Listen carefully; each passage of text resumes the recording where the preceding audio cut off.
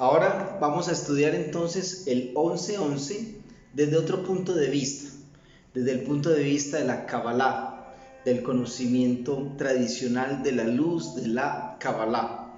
En este caso, y de manera más exacta, la Kabbalah angelical. ¿Qué nos enseña o qué nos explica la Kabbalah?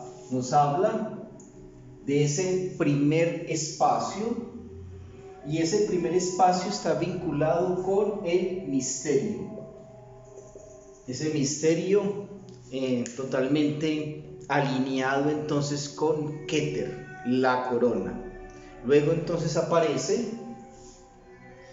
el segundo espacio, y en ese segundo espacio aparece el primer misterio. Ese primer misterio es ¿qué? El camino de Adonai Elohim Yeshua Sabaoth, es decir, en otras palabras, que también se conoce en Kabbalah angelical como el camino de la Virgen, es decir, el aspecto maternal o femenino de Dios. Luego aparece entonces el tercer aspecto, el tercer espacio, ¿sí? Y hace alusión entonces a las tríadas. Entonces tenemos la tríada de Metatrón, aparece la tríada de Miguel, aparece la tríada de Gabriel y aparece la tríada de Rafael. Entonces en el tercer espacio aparecen las tríadas, es decir, jerarquías. En otras palabras, en otros estudios como el hermetismo, las mónadas.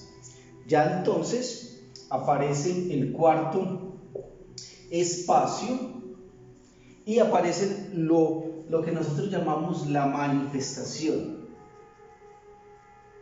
En términos de ciencia hablamos entonces de la fisicalidad. De nuevo, entonces tenemos aquí el 1, 1, 1, 1 y tenemos entonces de nuevo nuestros 4 unos. De ese modo se entiende o se comprende precisamente desde el punto de la vista la Kabbalah angelical, el 11-11, espacios y misterios.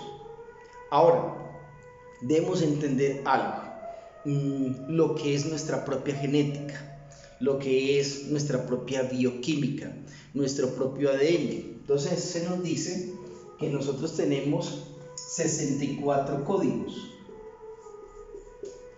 De esos 64 códigos, únicamente 20 están activos y el resto, ¿cuántos? 44 inactivos.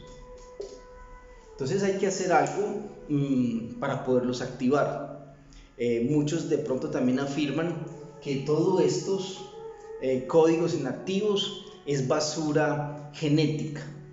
No podría ser basura genética, nos lo dice incluso pues la propia lógica, porque si los tenemos es por algo, y si están inactivos es porque hay que activarlos.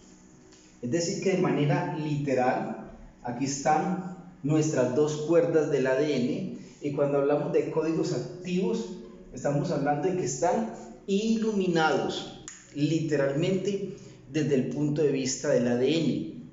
¿Qué hay que hacer? Comenzar a activar el resto de estos códigos. Cuando una persona se le activa esa inquietud espiritual, ¿sí? Tiene ese interés espiritual, entonces deja de tener 20 códigos activos y pasa a tener ¿qué?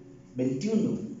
Y cuando emprende su camino, es decir, el segundo espacio, el camino de la Virgen, ¿sí? El lado femenino, la activación del lado femenino, entonces se activa el código número 22, que si lo vemos también desde otro punto de vista, entonces aparece que los famosos 22 arcanos mayores.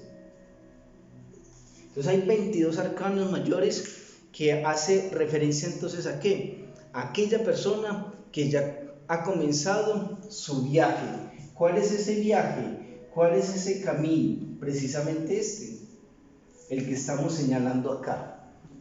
ese viaje de la activación del ADN. Dios los bendiga.